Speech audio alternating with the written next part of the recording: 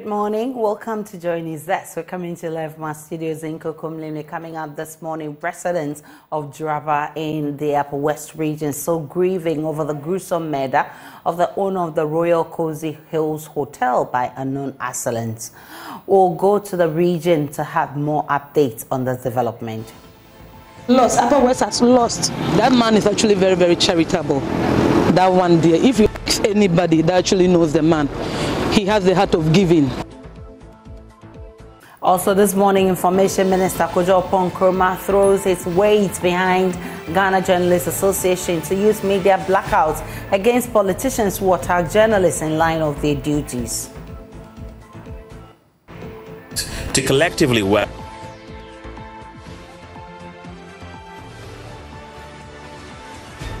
It is a legitimate tool, and I encourage DJA to continue to use it. But Chairman of the National Media Commission, Yao Boafo, has mounted a spirited defense, insisting the position taken by the GJA to blacklist the two politicians is dysfunctional and unproductive. Plus, President Akufo-Addo has rallied assembly members to establish a strong relationship with local government structures for optimum community development. It's envisaged that new ideas and opportunities would emerge to deepen the deliberative, legislative, and executive functions of the district assembly. We have details coming up shortly. My name is Aisha Ibrahim. Do stay for details.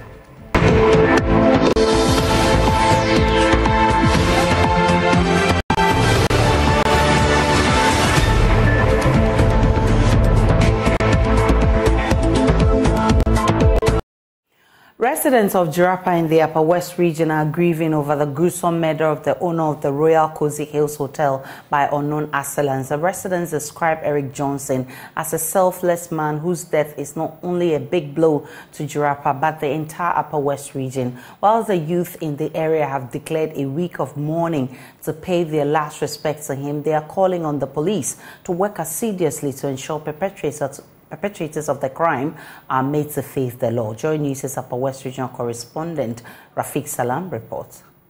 The unknown assailant is alleged to have entered the private residence of owner of the Royal Cozy Hills Hotel, Eric Johnson, aided by a ladder through this fortified fence wall. The executive mansion, as he called it, overlooked the Royal Cozy Hills Hotel, where he lived and met his personal guests. Eric Johnson is security conscious and has never toyed with his personal security. One cannot have access to this edifice without his personal knowledge. He's always the one to conduct you around the magnificent edifice. The executive mansion now has all 4 gates closed and under lock and key as a result of his gruesome murder last Sunday. I am in front of one of the gates of the private residence of the Chief Executive Officer of Royal Cozy Hills Hotel, Eric Johnson. We are told that the unknown assailant came from this route after allegedly committing the act, came through this gate, went out with his car, and then dumped the car at the heart of town. Inside the Royal Cozy Hills Hotel, which shares a wall with the executive mansion, it appears deserted and looks like a ghost town. Less than a dozen of workers were seen at work with no regular to take care of. The Jirapa town is enveloped with sadness, grief, and anger over the loss of a man who is a Goliath in achievement and development of the area and the region at large. Both the young and old, the business community, are yet to come to terms with what happened. This man is a joy to us all. This man is somebody who is down to earth. He doesn't see himself worldly, because of that doesn't respect people. He respects every Tom, Dick and Harry. My daughter, he has always passionately called her wife. This man has always been there for me and my daughter and for my little business. He's the reason why my business is like this. He's the reason why I'm even living here in Jirapa and comfortably in the lead among others. have lost a great man. Jirapa has lost, Upper West has lost. That man is actually very, very charitable. That one there, if you ask anybody that actually knows the man, he has the heart of giving. He really gives out unconditionally, irrespective of whom you are. Then you've not met him. If you haven't met him, fine. But if you are able to pass through the right procedure, the right processes, and meet the man, you realize that whatever your needs are, especially financially, that man will be able to help you.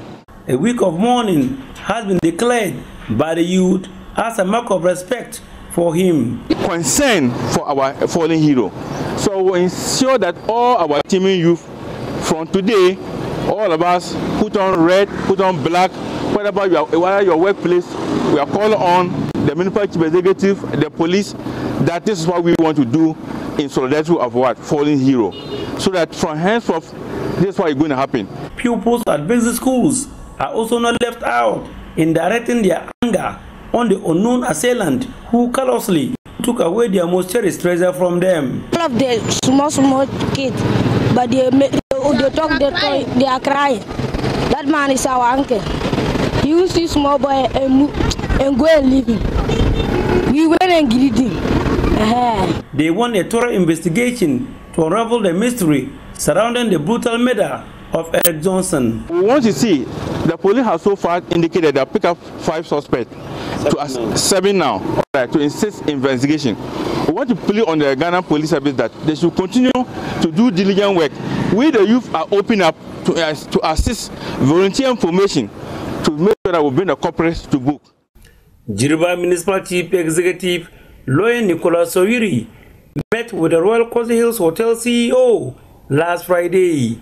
He is shocked to the marrow about his murder, taxing the police CID to ensure that the perpetrators are brought to book. Some people have been arrested to assist the police with investigation. Still early days yet, but I am sure that the culprits would be brought to book. It's something that it beats my imagination, and it's a really sad event for Jirapa. 62 kilometers away from Jirapa and in the Upper West Regional capital, Upper West Regional Minister Dr. Hafiz bin Sali led a team of newly sworn-in assembly members to observe violence for the business mogul cum entrepreneur. For many years in Jirapa, Eric Johnson was seen as an electric generator that feeds several thousands of bulbs. It is their hope that the security agencies, especially the police, will do everything possible to unravel the mystery surrounding his death. Reporting for JoyNews, Rafiq Salam, Jirapa. Let's now go to the Upper West region and speak with Rafiq Salam, who has been monitoring events for us. Rafiq, what have police investigations unraveled so far? The police in the region who are conducting these investigations are playing their cards closer to their chest. They are not revealing anything to the public or to the media. Since they came into town yesterday, they headed to Jirapa and then also straight to the private residence of Eric Johnson, where the alleged act took place. And so the whole of yesterday, they were at Jirapa at the private residence, and also they visited some places of interest to the case, and also interacted with some few people. Also, they also visited where the car was parked, where it was dumped, and then after that they closed for the day. But they are still continuing the investigations today. We know 2 more people have been arrested, bringing the total number of persons arrested to 7. What more can you report on this? Yes, these are people that the investigating authorities thought that these are people who are closer to the businessman Eric Johnson. And so if you look at the list, the people that they have picked up, one happens to be Michael Kulge, who is the general manager of the police. And I'm also told that their former human resource officer was also picked up by the police and a host of other people who also pick up, including the security man who allegedly opened the gate for this unknown assailant to move away with a car. So these are people of interest. But speaking to people in town, they think that the police should widen the scope of their investigations and then get more people to support whatever they want to do, to unravel the mystery surrounding the death of Eric Johnson. Are there measures the police have put in place to prevent a recurrence? Have they told you?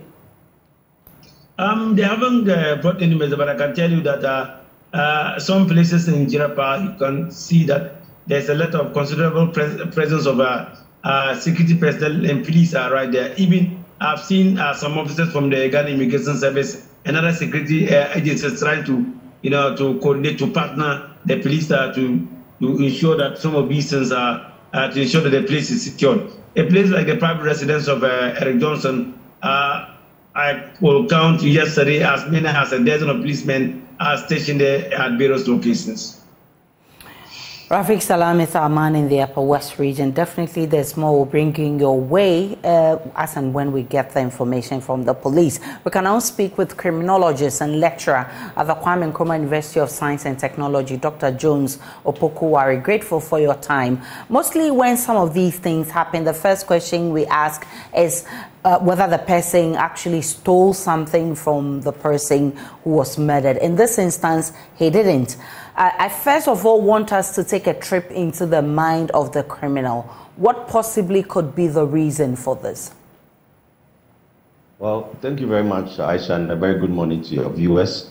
Definitely, this raises questions, and that is what has made some of us, who are into the crime sector and do more of criminal analysis to, as it were, question the motive of the perpetrator. Because as I always say, when murder is occasion, we have to allow the crime scene to speak to us, before we can get into the mind of the criminal. And from what we've known so far about the fact that this person went into the apartment and murdered the person without taking anything, even just abandoning his car along the way, seems to suggest to me that probably this was a person on a mission to deal with this person, to deal with the victim. And that is exactly what he went there to do. And it presupposes to me that it seems to have some characteristics of person who has something to grind, either himself or herself with the victim, or probably might have been sent by someone to go and execute the acts that the person has gone to commit. So this is what a crime scene basically based on the information we've been given seems to suggest to me that this is something that may have come from somebody who has something against this man. From the expert point of view, what should be the focus of the investigative team? Well, the focus of the investigative team shouldn't be only about the employees, which I think is a normal and a natural thing to do with a case like this, because you see, murders are basically domestic offenses. And most of the time when we talk about domestic offenses, what it means is that usually the victim is known to the perpetrator, or the perpetrator is known to the victim some way, somehow. So if you look at what is happening, it is good that the police are talking to the employees, who are basically the people closer to the man, because they mostly may have interacted with him more times. But then I expect that the police also expand the scope of the investigation. They have to look at other significant others like his friends, even family members. Who are those people that were within his close net of network? That is very important for the police to pick, because it is only when the police is able to expand the scope that they can rope in more suspects and then begin to now profile them and get the questions out of them and be able to drill down and narrow the focus to the actual perpetrator who may have a hand in the death of Mr. Johnson. So it is something that I expect the police to do, widen the scope of the investigation. Don't focus only on the employees. For all you know, some of them may be involved, others may not be involved. So let's widen the scope and bring everybody within that network into the discussion, and then we can get to those people that probably have a direct link to the murder of Mr. Eric Johnson. Doc, how do you react to concerns about the police putting out names and images of covered faces of persons who are for now assisting with investigations. Of course, you know the kind of society in which we live. They themselves may be at risk, their family may be at risk. And in the event that they are even proven innocent, what then happens? Yes, I think that is something the police should have, hastened slowly. In such serious, and high-profile matters as this, you don't rush into putting names out. You have to go through the due process. Whilst it is important that you make the public understand that you are making a lot of strides, in terms of arrest, it is important that you conceal some of these suspects and do the actual work of drilling down, to the main suspect. Because look, a lot of the time you find at the end that some of those people that you may have assumed may be suspects may actually have nothing to do with it. When you have to do profiling and you have to do, criminal identification and all that, you find that many of these guys who may have put their names out may not even be related to this incident in one way or the other. So when you do that, you have actually caused some form of jeopardy to the reputation of these people, which sometimes may become very difficult for us to repair. So I ordinarily would have wished that the police would have hastened slowly whilst concealing their identities, still be giving the public some form of information in terms of the number of arrests that have been made without necessarily, putting their names out when we have actually not really gone down to the actual work of getting all the information that is needed. So I think that the police should hasten slowly on that.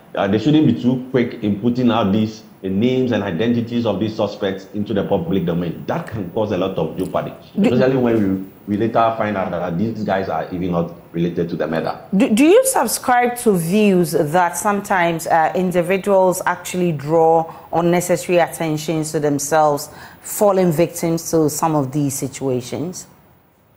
Yes, when crimes happen, okay, especially when murder happens, a lot of people try to, come in, say certain things, and normally when they do that, it raises a lot of suspicion. But Aisha, look, in criminal analysis, a lot of the times there is considerable literature and evidence to suggest that in cases like murders, normally when it happens, the perpetrators normally don't move excessively away from the scene. They are mostly around within the jurisdiction trying to see how the police, and the security agencies will go about their work. In fact, most of the time, based on studies that we have done over the period, we get to realize that even the perpetrators themselves, or the perpetrator himself, normally even comes to the crime scene as an observer to see, just like all other people within the community normally goes to the scene. So sometimes this creates a lot of, confusion in the minds of the police, because when they see these things or these kind of people, they are not even able to pinpoint who is who and who is what. So I think that it is important that we hasten slowly, whilst it is important that we get this investigation up and running and assure the public and build public confidence in the police.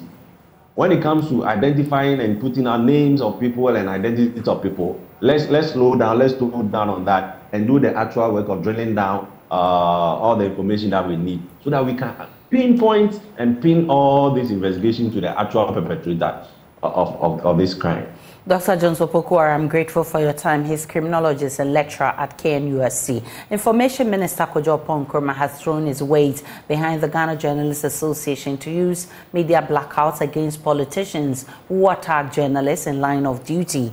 Kojo Nkrumah also urged the GJA to increase pressure on the Ghana Police Service and the judiciary to effectively address cases of attacks on journalists in the country. His comment comes after the latest cases of assault on 2 journalists that have forced the GJA to issue media blackout on 2 politicians believed to have facilitated the attack. Kojo Nkrumah says the Ghana Police Service and the judiciary hold the key to resolving these cases. 100% that as a strategy by the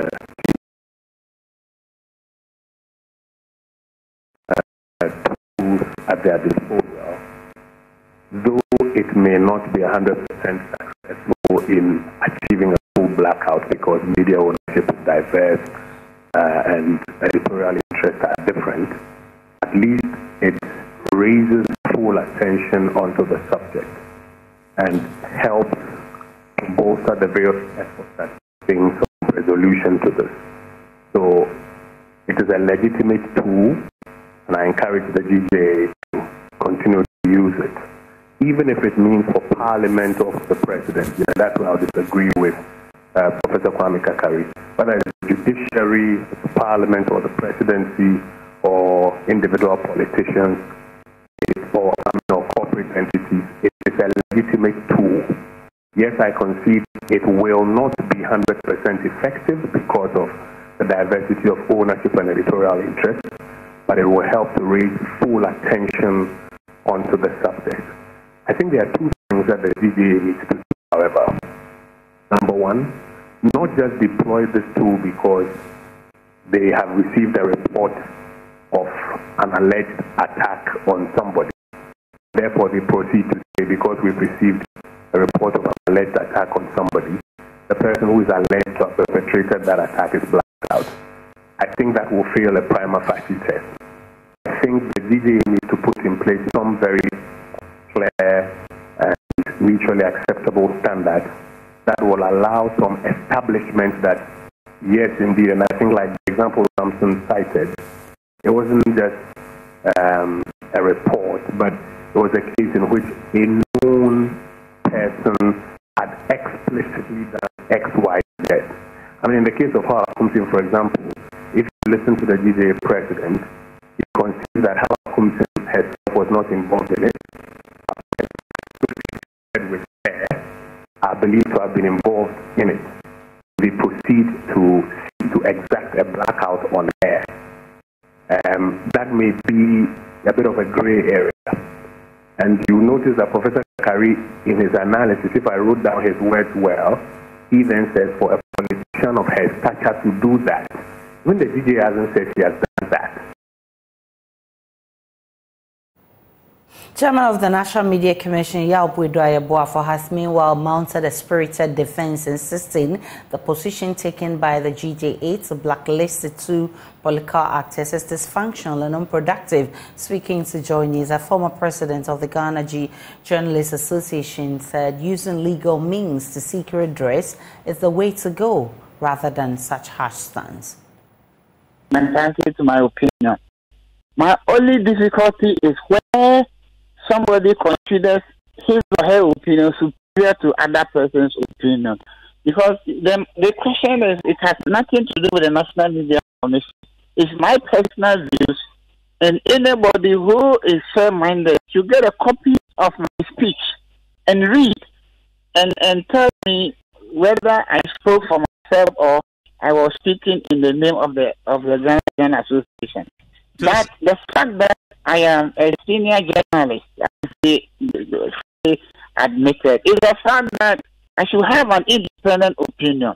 I don't need necessarily to follow whatever position that the GJA comes up with. And if I do not agree with the position of the GJA, it does not render me a mole. It does not render me useless to the system.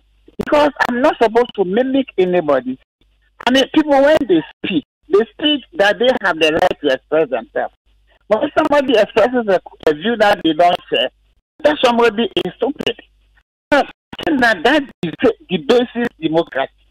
You know, because listen, I do not think that when you call Suleiman and he spoke to you, he spoke for Media Foundation for West Africa. He expressed his personal views about the matter.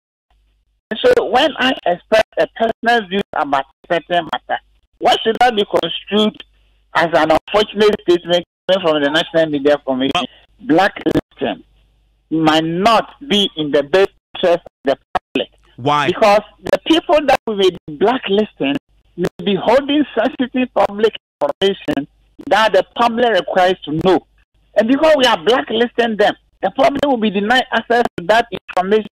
And so we become a clog in the wheel of the right to information. And that was why I gave the example of what is happening in Palestine, between Israel and Hamas. The number of journalists who have died in that distance are more than it has ever happened before. But there's no media house that has said that Israel or Hamas should be blacklisted. And that is my position, that it will not inure to the benefit of the public if we begin to use blacklisting as the commonest tool available to us, rather than insisting that the due process of the law. I've been joined by Franklin Kujo. He is the president of Imani Center for Policy and Education. Grateful for your time, sir. You've been worried about the number of attacks on journalists, the cases that have been reported to the police, which have not seen any closure over the period. Now the GJA is adopting new measures, blacklisting politicians who perpetrate these acts. Way to go?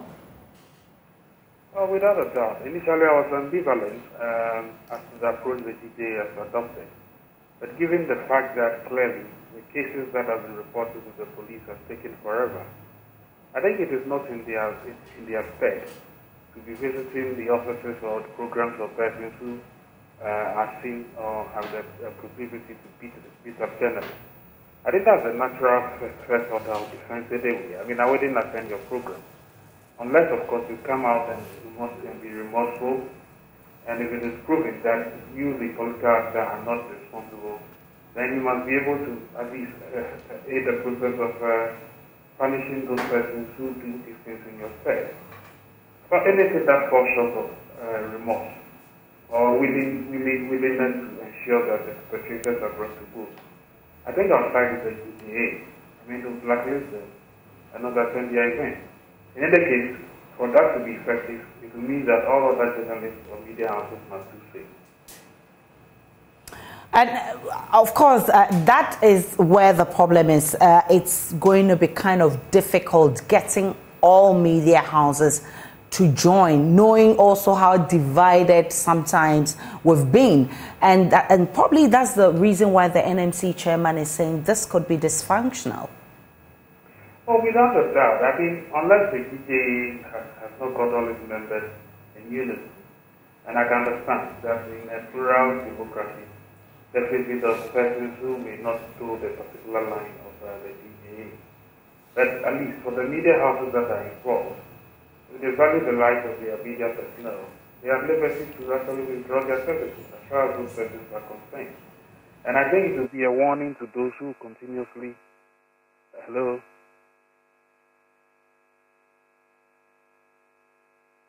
Franklin Kujo is the president of Imani Center for Policy and Education. We'll see how this unfolds. Definitely, there must be a way out to stop journalists from being attacked by politicians. Let me take you live to the Mervyn Peak Ambassador Hotel right now, because Vice President Dr. Baumia, who's also 2024 flag bearer of the NPP, is currently addressing the public.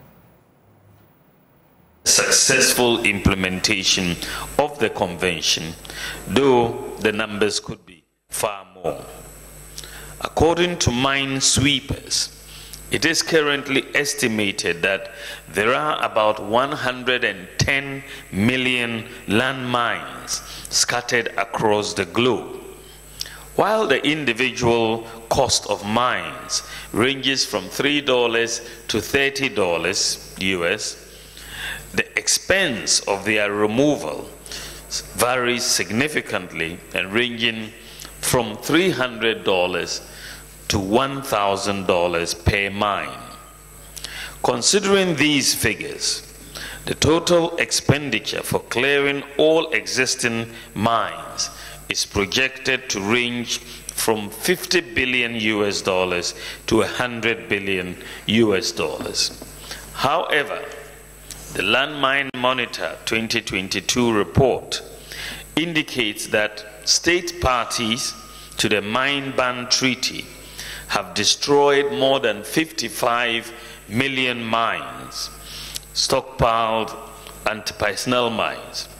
This underscores the significant financial commitment made by both states and international organizations worldwide towards the effective implementation of the convention. The Landmine Monitor reported that in 2022, at least 4,710 individuals were killed or injured by landmines or explosive remnants of war in 49 states. Among these 4,710 individuals, 1,661 lost their lives and 3,015 sustained injuries. Civilian casualties constituted 85% of the total, while nearly half of the civilian victims being children, amounting to a total of 1,071. As of October 2023, it was reported by the Landmine Monitor that approximately 60 countries and other areas worldwide were grappling with the detrimental presence of anti-personnel landmines contaminating their territories.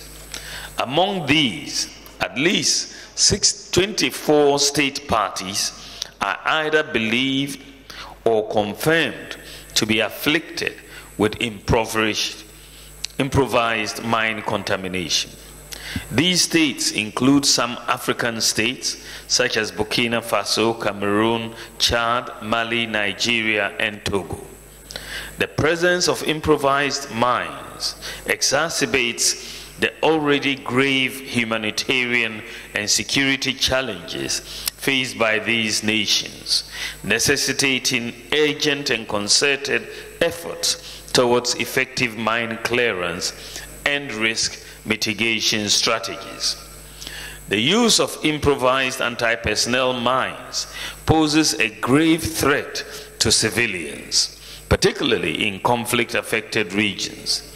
These insidious weapons indiscriminately maim and kill innocent men, women, and children, inflicting lasting physical and psychological harm.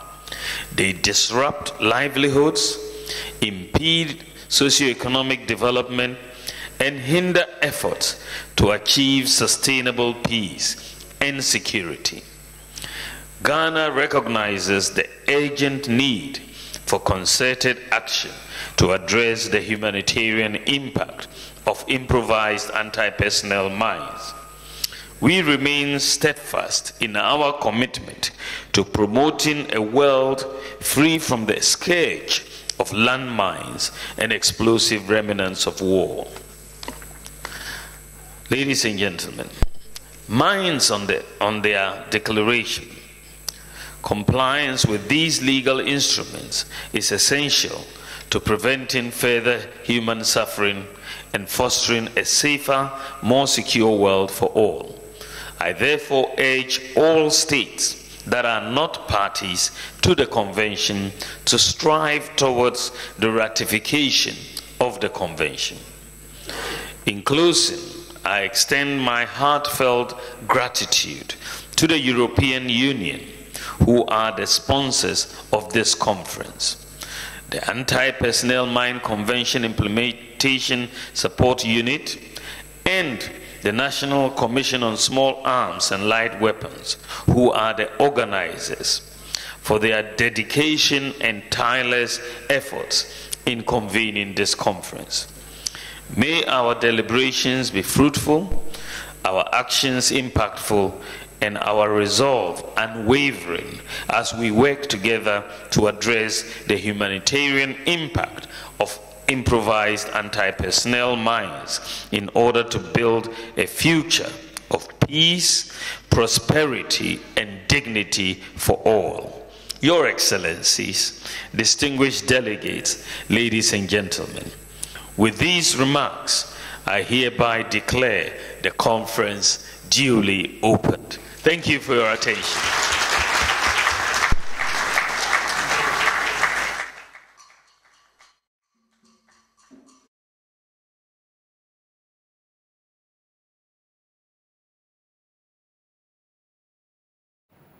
And that was Vice President Dr. Baumia opening the conference on addressing the humanitarian impact of improvised anti-personnel mines. We'll be going back there as and when the need be to bring you more from that conference. Let's get on to other stories. The chiefs and people of Chifohimang in the Central Region have kicked against the president's nominee for the district chief executive position. According to traditional authorities, the nominee does not respect the chiefs and people of the area and has also been exhibiting what they call insulting behaviors towards them. Speaking at a news conference, the Trifumang Hene Otumfo Amuasa Sraku called on the president to nominate a different person. This morning,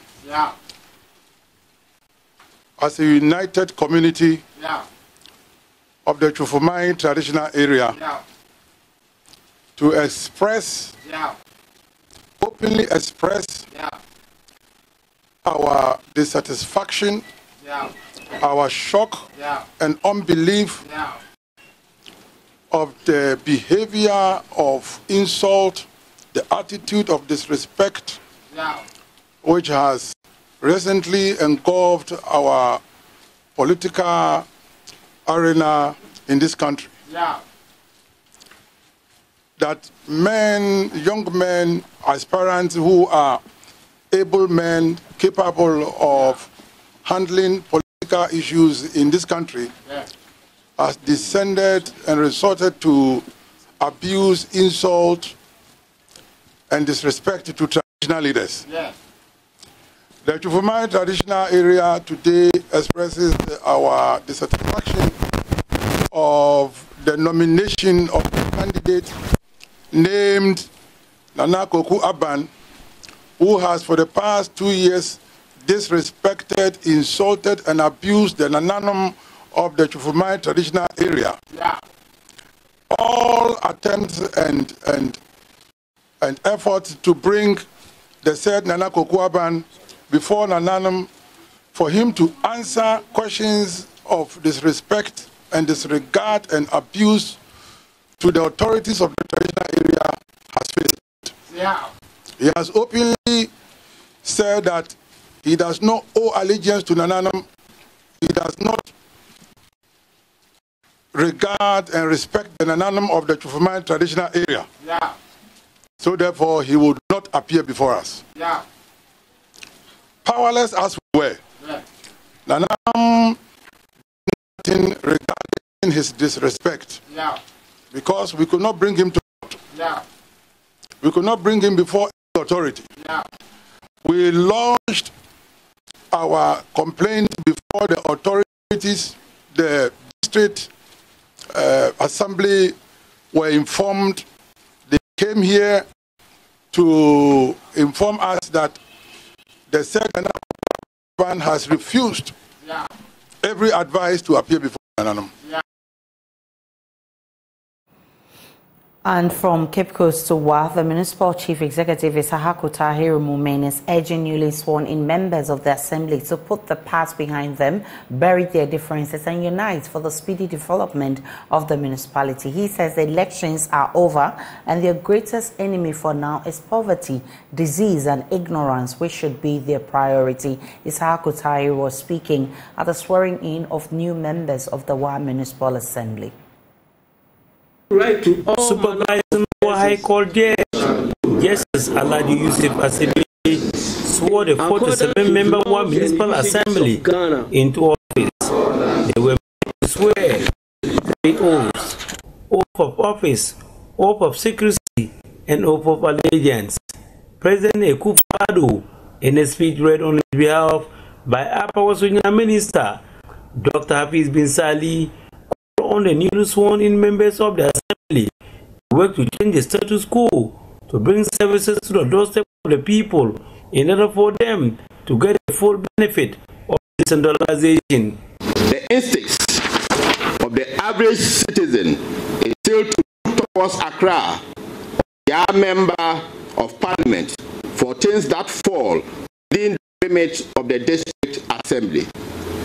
I am expecting that you would be part of the team that will finally change the status quo and deepen local governance and decentralization to enable citizenry have access to public and basic service in their district rather than commute Accra for such services. One municipal chief executive is a movement on his part, urged them to put the past behind them as the elections are over, bury their differences with the vanquished for the development of the municipality. Permit me to remind you that the electoral contest is over. We are here to be sworn in as assembly members. It is therefore incumbent on you to extend the olive branch to your unsuccessful contenders, as you need the support of all of these people to help you develop your respective electoral areas faster. I must state that our common enemy is poverty, illiteracy, and underdevelopment. And thus, I would like to use this meeting to appeal to all of you to put behind the fallouts of the district level elections. We have a municipality to develop, and this should be our preoccupation and our prime focus. A similar event also took place at Giba, where 50 members of the newly elected members of the assembly were sworn into office. Here, the president's speech, which was read on his behalf, centered on unplanned and haphazard development in most district assemblies. This challenge mentioned by the president well fitted into one of two priorities of the Jirapa Municipal Chief Executive, lawyer Nicholas Biri, which he will want the newly inaugurated assembly to have a serious look at. Which buildings are coming up in Jirapa is alarming, and that's my first priority would be to look at how we can plan the town with the planning authorities so that we are not overcome by development to the extent that it becomes difficult to construct roads, for example, or even lay water pipelines in the future. So that's my most important priority. My second priority would be to look at improving property rate collection as well as other revenue items. We have been struggling to raise revenues, even though we exceeded our target last year, but we hope to do better this year. Reporting for JoyNews, Rafiq Salam. Wow. In Accra here at the AMA office, President Akufo-Addo has been touting his achievement, insisting his government has drawn citizens closer to the presidency than any other in the history of the Fourth Republic. This was contained in an address read on his behalf by the former Chief Justice Georgina Tudor-Wood at the inauguration of the newly elected and appointed Assembly and Unit Committee members in Accra. Rejoice Semefakpesu's report read to you.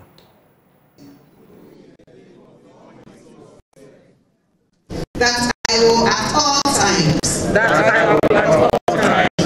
Assembly members from 259 out of the 261 assemblies where the elections were held last were inducted into office. Former Chief Justice and Council of State member Georgina Wood, who represented President Akufo-Addo, emphasized government's commitment to fostering collaboration with assembly members to strengthen development at the district level. She urged them to align their efforts with government's agenda and policies. As we inaugurate 259 district assemblies out of a total of 261, with the exclusion of Nkranza municipal,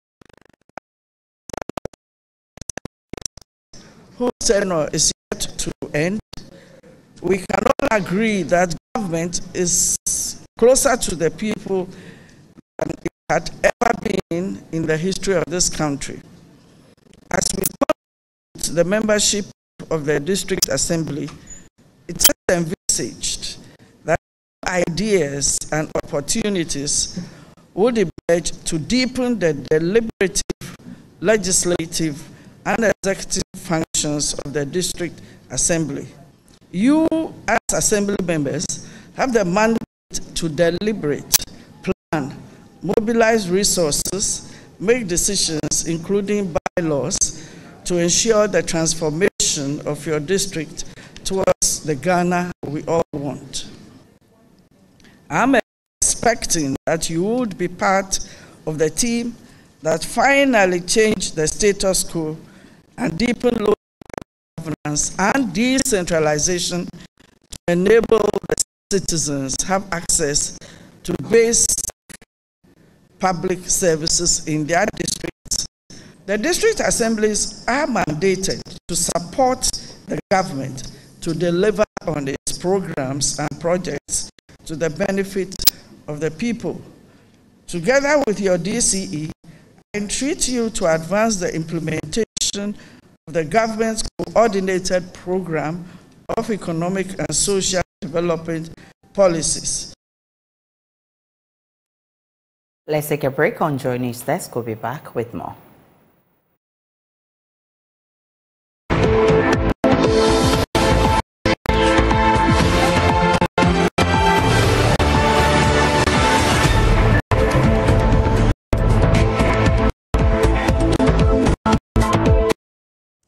Hi, good morning. Welcome to Business. My name is Darryl Kwao.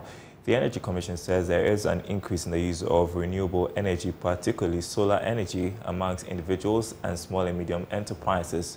According to Director of Renewable Energy and Energy Efficiency at the Energy Commission, Kofi Ejako, this has led to many initiatives to scale up the renewable energy program for households and industries.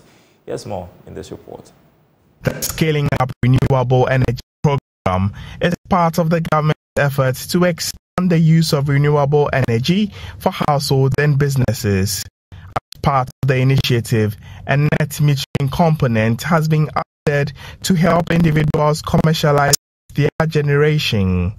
Speaking at a ceremony to open the training session for technical staff of ECG and NEDCO, Kofi Ejako, the Director of Renewable Energy and Efficiency at the Energy Commission, stated that interest in the use of solar has seen a significant increase in the last few years. We're overwhelmed by the interest that Ghanaians express. We receive in excess of 3,000 applications, but we could only serve a little over 1,500. We're providing subsidy. So at the point when the subsidy dwindled, we couldn't continue. So over the period, we have been waiting for an opportunity like this. And thankfully, the development partners have come on board. And that is why we are going to continue from where we left off. But this is going to be on a larger scale. Speaking on behalf of the Energy Minister, Engineer Seth Mawu, Deputy Coordinator for the initiative, hinted at the government's plans to use renewables to meet the high demand for electricity. Solar home systems and mini grids electrification, targeting communities that are very difficult to be connected to the national grid because of their geographical locations. Example, islands in the water lake. It's so difficult to extend a national grid to those communities. Therefore, we are using a very innovative solution which will allow us to construct power plants in these communities, have their own distribution networks. More or less, they become an autonomous, utilities in those communities to provide energy to households and businesses. The overall objective of the training is to equip the relevant technical staff of the distribution utilities with the necessary skills to enable them to verify the correct installation of solar PV systems. Some stakeholders are advocating more investment in Ghana's technical and vocational education training. According to principal of the Explorer School, Catherine Kate, this is key to improving the skills of students. She spoke to Joy Business at the launch of the Explorers Primary School. According to these stakeholders, technical and vocational education training provides a more lasting solution to employment in the country than many of the government employment initiatives. We are in an ever-changing world, what is there today might not be there the next day. So ICT is very important to us here at Primary Explorers. Through programs like the Scratch program, the children are able to create an interface where they design their own projects, and with the help of their instructors build on being instructed on what to do with their projects, helped on improving, and also applauded when they are able to work on their projects. Founder of the Explorer School, Camila Kepalani, commended government in its quest to expanding TVET. Explorer Schools has actually been in operation for 19 years, but this is the first year that we operate as Explorer Schools. We were always a preschool named Little Explorers, and we're having a great time when our parents consistent that we carry on the journey.